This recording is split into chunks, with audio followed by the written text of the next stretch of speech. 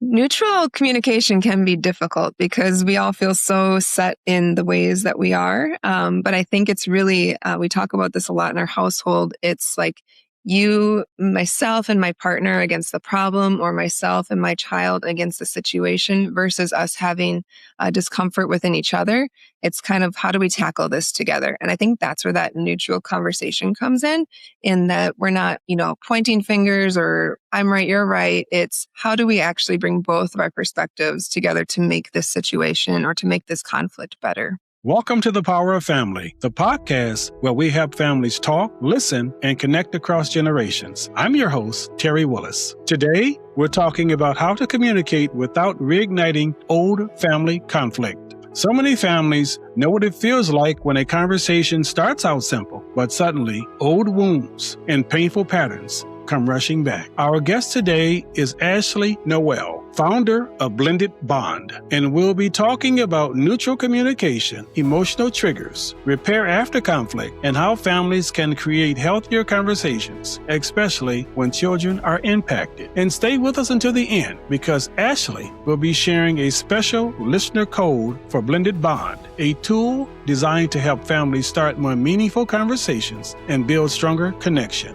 Before we begin, if you believe in stronger families and deeper connection, please subscribe to the podcast and share this episode with someone who needs this message. It helps us continue creating meaningful conversations and reach more families who may need encouragement. Ashley, thank you for being here. Can you introduce yourself to our listeners and share a little work about what led you to create Blended Bond? Yes. Hi, Terry. Thank you for having me. I have been in a blended family all my life, born into, raised in one. Previous marriage was one, and it's just kind of been my realm. And I think I just really wanted intentional resources for these families, which is becoming a larger part of our population, is blended families, step parenting, co-parenting. And there just wasn't so many specific tools for these families. So from the work of our own family and what's been working for us, Blended Bond was born, and helping families have these conversations together. I come from a blended family. I had a stepdad. I had a stepdad for many years, and I'm glad he was there because he helped raise me into the person that I am today. But yet I understand all of the conflicts that can come from it. And that is why I personally wanted to hear from you, to bring you on here, because it's real, it's alive, and it's prevalent among us. So, in moving on, when we talk about family and conflict, what are we really talking about? And what does it look like when it shows up so quickly in everyday conversations? It's hard because when there's conflict, we have to remember that it's never probably typically the actual situation. It's probably something more stemming from our past, something that we've had experience with, triggers that we've had in different ways. And it comes out in unfortunate ways with current people, current family, current members. And then when you're adding blended families into that dynamic, you're having two different households with different upbringings and different backgrounds. So they have already their previous history with reactions to things, or, things that set them off. And then you're bringing that into a new family and needing to readapt. Is there any areas of particular? And I know conflicts can come in many ways, shapes, and forms. Is there one in particular that sticks out most? I would say probably parenting dynamics, because as much as we, want to be on the same page when you're parenting children together, we have to remember that kind of that similar thing where we've come from different backgrounds. We were raised differently. Some have had, step parents, some have not. So there's some already preset history that's already there. And you want so bad to know that like your route is right, or your parenting is right, or what you were doing for so long was the correct way, and forgetting that somebody else thought theirs was as well. So it's bringing both of those parenting dynamics together to find the new way of parenting this new family. I guess this new way is always changing, because as we move from one generation to the next, things change. What does neutral communication actually sound like in real life, especially when emotions are already high? Neutral communication can be difficult because we all feel so set in the ways that we are. But I think it's really, we talk about this a lot in our household. It's like you, myself, and my partner against the problem, or myself and my child against the situation, versus us having discomfort within each other. It's kind of, how do we tackle this together? And I think that's where that neutral conversation comes in that we're not, pointing fingers or I'm right, you're right. It's how do we actually bring both of our perspectives together to make this situation or to make this conflict better? I hear you speak of that.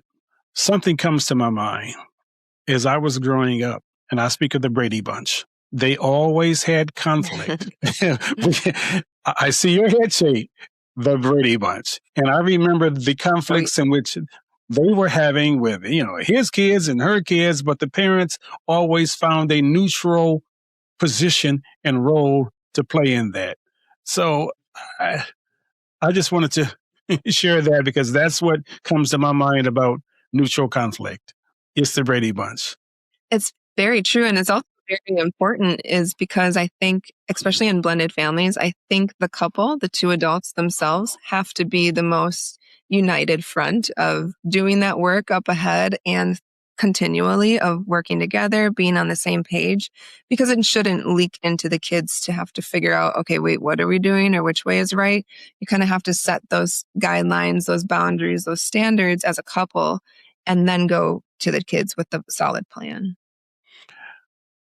And speaking of the kids, I think of a normal family household. Kids always have the tendency to put one parent against the other, if you know what I mean. If you know what I mean here now. And Still happens. I can see, yeah, it happens when one child, they tend to learn that, well, if mom won't give me anything, I'm going to dad. And so that's with a household. But when it comes to a blended household, I think of that being a very touchy situation now. Because now you're still trying to use mom and dad against each other to get what you want, but yet mom and dad, in this case, they have a balancing act to play here.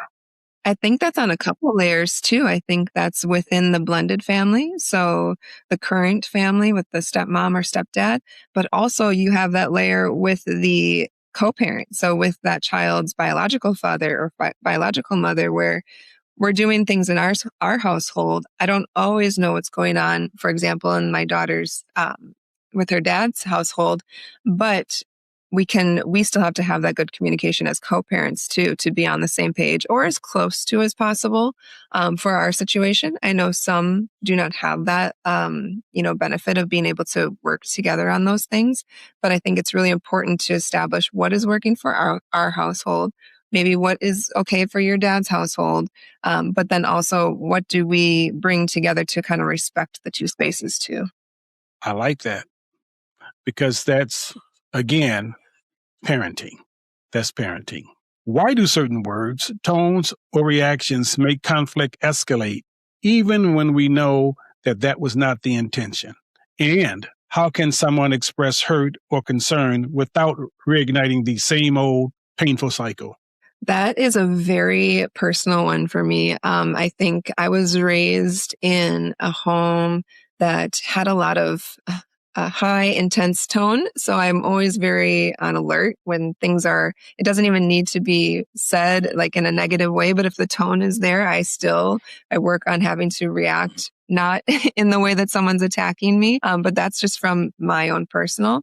So I try really hard. I think something that changed for me when I became a parent was the tone didn't work for me. When something was so elevated and heightened, it made me actually shrink down and feel more scared, where I try to really work on kind of keeping a little bit more of a calm, natural or neutral entry into a topic, especially with my children, but also with a partner too. I think I lived in a lot of spaces where tone really hurt the conversation more than helped it.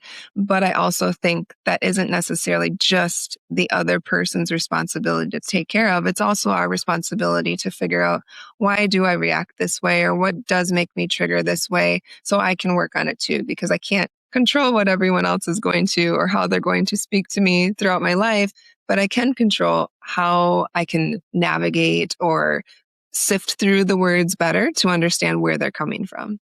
In blended family dynamics, what communication challenges tend to come up most often, especially when children are present or impacted, and how can adults respond more mindfully? I think a big one is a lot of those like loyalty binds for the biological parent. I think no matter what, we always feel we don't want to have to, compete with something, but also like, for example, as a stepmom, I do still have natural feelings of, I hope they are happy with this thing that I do. Maybe their mom does it different. But I think sometimes we can take it really personal. And one of the biggest things I say for challenges with blended families is to almost remove the personal feeling out of it. You have to remove kind of the ego, a little bit of the personal maybe issues we've had as children or young adults, and realize these kids are just kids. We're all here for the first time. We have to figure out how to do it together. And at the end of the day, there isn't really a competition because everyone has a different relationship together. But let's peel the layer back here. What happens when all of these concepts and planned practices don't work and they fall apart? Let's pull the layer back. How does one find themselves in a conflict that all the rules seem to be tossed out the window? How do you bring yourself back at that point? Because call it what it is. It could be the screaming, it could be the shouting, and it could be those wanting to run out the door and say, I'm never coming back again. What happens in those situations? How do you bring that back together? I said, let's peel back the curtain, didn't I? Because it happens. It's real life. Yeah. And I think it does. And it still happens, all the time, as much as, even we try to practice in our family really great communication. We still fail all the time.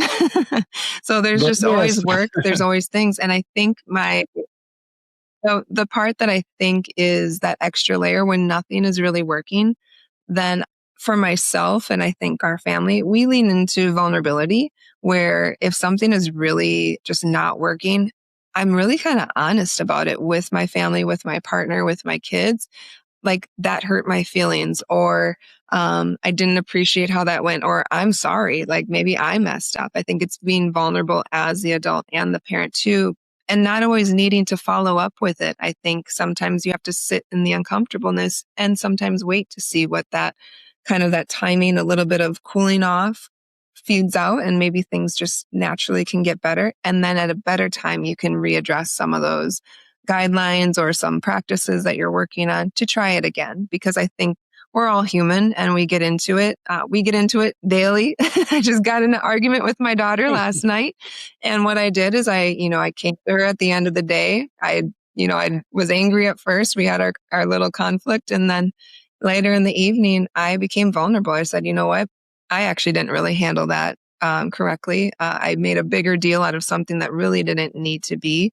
How can we both do something different next time? So I think that time, that space, and just letting her know I'm human too, and I still mess up and it's okay, I think really helps kids and families come around too. And that's important what you said, that you apologize and you stated that you're human. I may be your parent, but I still make mistakes too. And those mistakes is just a growing episode in our lives with our children. So I can totally relate to that. Totally. I'm not dealing with children right now. I'm still dealing with grandchildren. And I'm facing the same thing as I did when I was raising their dad. And it's a continuum. It's just the characters change in this role of life from one generation to the next. And so I can relate to that totally. When things do escalate, and I pretty much just tapped into this because that is a real part of family life. What does repair actually look like afterwards? And how can families begin rebuilding trust through communication? I think rebuilding trust, it is very hard and it can sometimes take time, but I think it's honesty.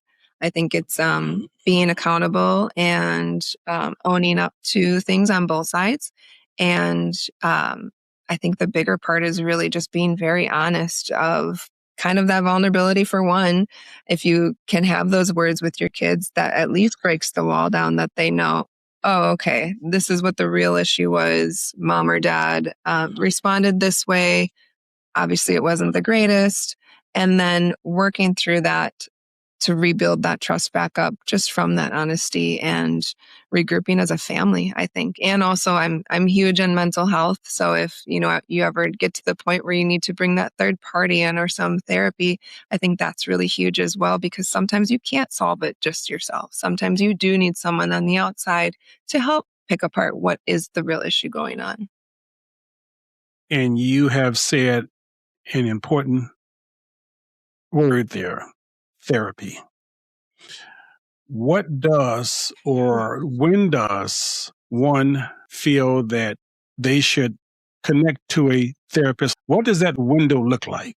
I'm a firm believer on a little bit of always. I continually go to therapy just as I have a doctor, just as I have a dentist, just as I have a chiropractor appointment. I think it's maintenance for ourselves. We're always going through different chapters and different realms of life, different experiences. And I think always a little bit having that touch base of checking back in. What can I fix? What do I need to work on? How can I approach things differently? Or I react this way all the time. Why am I doing that? I think it's always really good to just have that accountability of another check-in, another appointment, another just working on your health. We're working on our bodies. We should work on our minds too. Well, at some point, when would one want to reach out to a person like you? When? Or better still, how can one reach out to a person like you? In this case, Ashley herself. In this case, well, I think there's so many great, I do co-parenting coaching, very part-time, but I think in general, it's reaching out when you're before you feel depleted. I think it has to, because that hope has to still be there, that spark still has to be there. If you've already given up, sometimes that's just a little too late. Never too late, but you want to catch it before then. So I encourage, couples that are coming together with blended households with 2 kids or multiple kids. I think it's important that couple's doing, work together. I think as a family, it's good to do work together. And maybe that doesn't always have to look like constant therapy appointments, but also maybe it's family check-ins and family meetings. I think if kids are struggling with a certain scenario, it's getting ahead of that once you start seeing some of those flags of oh, something is concerning here. Let me help them get some guidance. That's when it's entering into, let's talk to someone, let's get a coach, let's get a therapist or whatever that looks like. I think you don't want to wait till too late, because sometimes that's when I'm in a lot of the Facebook groups of blended families, and I read a lot about families that are just done. They just can't do it anymore. And when I read those messages, it breaks my heart, because it kind of tells me, oh, I don't know that they've done all the options or really put themselves out there and took that time to work on the family to give it the chance that it deserves. I understand. For someone listening who feels stuck in repeated conflict, what is one first step they can take to start the conversation? Start the conversation in a much healthier way rather than escalate it.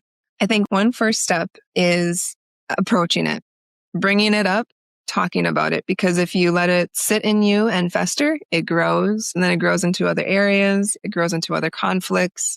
I think you have to address kind of that elephant in the room. I think I really believe a lot about getting uncomfortable, because that's where growth is when you kind of ask the questions, ask the family how it's going. How am I doing as a step parent? How am I doing as a partner? What could we work on? I think those are very scary questions to ask, because we get nervous about the response. But that's where it grows. That's where we have accountability. That's where we have, oh, wow, this is something that's been happening and we can fix that. We can work on that. Now I'm going to toss in another element of this co-parenting because this person also plays a role, and that is the grandparent. And that is from my perspective. Have you worked with grandparents in this co-parenting situation? And if so, please share us some goodies. I think on a couple of sides, I've had a few experiences with this. I've had even just my own family. There's a hard part for grandparents because I think there's a lot of loyalty and you've already established relationships with, previous partners or those kids or the children. And then when situations change, it's also hard for the grandparents to understand what changes in dynamics and what is still appropriate or not appropriate or respectful or not respectful for those families. I know in the beginning for even, let's say, I'll make it personal for my divorce. This was 11, 12 years ago. But at the time, it was very painful and heartbreaking for me to go through that. And it was still hard to explain to my parents, so my daughter's grandparents, how this just didn't work out. And I need you to understand, I don't have her all the time. Or when they would ask constantly, can we still do this and that? And I'd have to say, I don't have her or this. And they would respond with, well, why can't you just get her? Where it is just like, it's just not what our situation is. I have to be respectful. Or if they were reaching out to the ex-partner, my ex-husband, that became a little hard in the beginning. Granted, a lot of time has passed and we've worked through things. So we understand there's a respect all around. There's a relationship back for all of those. But those get really difficult. And I will say there was another one. This is really big for grandparents. My grandmother, when I was getting divorced, she had a very hard time understanding why. And you stay for the children, all of this, you work through it. And at the time, that was very hard to hear, but I also knew what was in my heart. And I knew I wouldn't be the mother I wanted to be if I stayed in that relationship. And it was really great because about 5 years ago, so 8 or 9 years after the divorce, my grandmother then came to me. We were at a girls' weekend and we were talking about the blended families and how it all has transpired. And she said, I am so glad for how everything turned out. I couldn't see what you saw back then. It wasn't in my generation to think of it the same. And you only built a bigger village and community for your daughter. And she thought it was almost going to be the reverse. So it was really, I hugged her because I was like, that meant the world to me just to know that it was okay. And it kind of like gave reassurance that, she sees it now. Not that I needed her to, but it was really great to connect almost our two generations together to come together and what has transpired for my daughter. And all the great wisdom of grandparents, we still keep learning. And you just shared a fine example of that her generation was different and moved on from your generation. And yet it can work itself out. I love it. I love it. Again, because I'm that grandparent now, and the nuggets in which you are sharing, I can apply to my life now. And I thank you for that. Yeah. Yeah. And grandparents are special people. They are, my grandparents, I feel like they're my second parents. They raised me most of the time too. And their wisdom and their insight are always very important to me.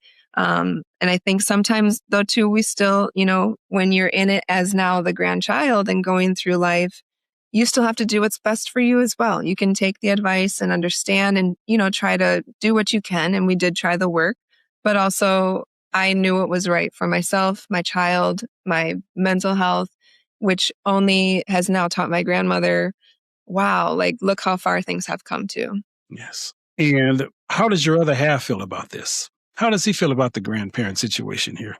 Yeah. Are you talking about my fiance? Yes. I mean, does he take the position that, you got those meddling parents, your mom and dad, or is he just open to it here as well? No, I think he's open to it as well. His family's fairly similar too.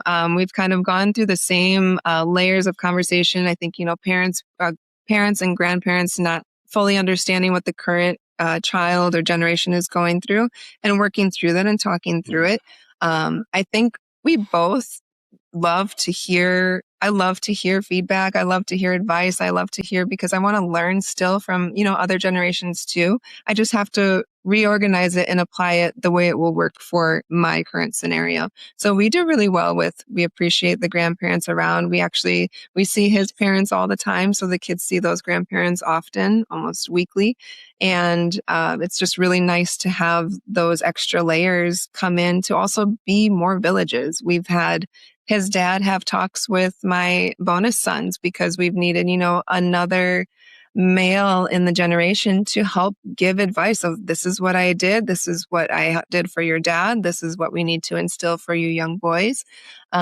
We've even had my grandmother and his mother come in and chat with the kids too. So I think we are very open to using our village that we have. It's here, it's present, it's valuable, it's priceless. So I think it's using all of that family that you can to help grow your family. And especially the one that you just mentioned about the male, the role the male plays in this, because it is very critical. It's very critical. As we begin to wind down, Ashley, can you share how Blended Bond supports families where listeners can connect with you? And tell us about that special listener code that you have just for our audience today. I created Blended Bond. It is a 90 card prompt communication deck. So it's full of 90 different prompts to do with your family. These are definitely geared towards blended families because there's a lot out there for the nuclear families and we have some different layers we have to work through. So I thought this would be really great. We did it with our family and it grew into a product. The questions are broken out into 6 categories. So there's growth, trust, connection, action, takeaway cards, and fun cards. So if your family has something specific you want to touch on, if we're like, oh, we got to work on trust right now, here's some trust cards we'll work through. And then also if it's like, what are some fun activities to bond this family and these kids together? Here are some cards and ideas for you to bring that teamwork, to change up different players, to work on a craft, to work on an activity, to get in the nitty and gritty with each other, go on a camping trip, camp in the backyard, set up a tent. There's things where you have to work together and you understand each other's skill set. So I have these cards, physical decks, and then I also sell them digitally as well. I have packs for single parents, and then I also am launching one for before the blend. So the adult to the adult while you're dating with children. Things to ask, conversations to have, ways to set up. Are we, doing this intentionally? All these cards can be found at blendedbond.com. And also on our Instagram is The Blended Bond. And I have a special code for your listeners. It is Power20 and it's 20% off any of the products. I just really my biggest thing was I just want to help one family. And I think just knowing that if some of these families can even just ask 1 or 2 of these questions, you will release and unleash so many opportunities for growth within the families. You'll hear from the kids can ask the adults. It really brings more rawness to the conversations. We keep ours at our dinner table, car rides, one-on-one before bed. Those like intimate moments are really great, just conversation starters. It's the conversation piece. Absolutely. Because that's our mantra. Start the conversation. Because without the conversation, there would be no progress. I want to thank you for coming and I want to thank you for sharing. And at some point in time in the future, you're more than welcome to come back and we'll be reaching back out, asking you to do so. Thank you, Ashley. Thank you so much, Terry. This was wonderful talking with you. I love it. Anything that we can do to help families communicate, stay together, love together, and be together. It is our responsibility. As you say, you have that family village. The community is a village, and it takes a village. Thank you. Mm-hmm. Thank you. For everyone listening, we hope this episode gives you a starting point for having calmer, healthier, and more connected conversations in your own family. If this conversation encouraged you, please subscribe to The Power of Family and share this episode with someone who may need support in their own family relationships. Your support helps us reach more families and continue creating conversations around healing, connection, and stronger relationships. Thank you for listening to The Power of Family. Until next time, keep talking, keep listening, and keep choosing connection.